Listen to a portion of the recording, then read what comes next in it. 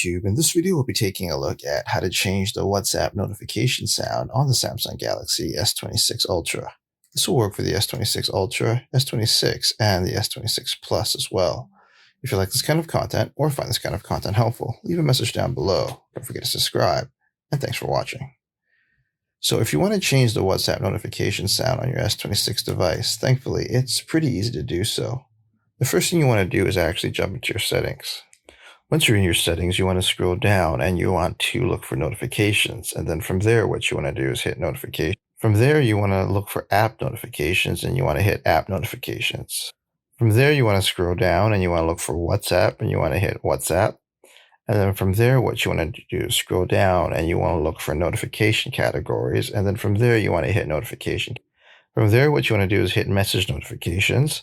And then from there, you can choose the sound. And there you have it, everyone. Just a quick tip on how to change the sound for WhatsApp message notifications on the Samsung Galaxy S26 series of phones.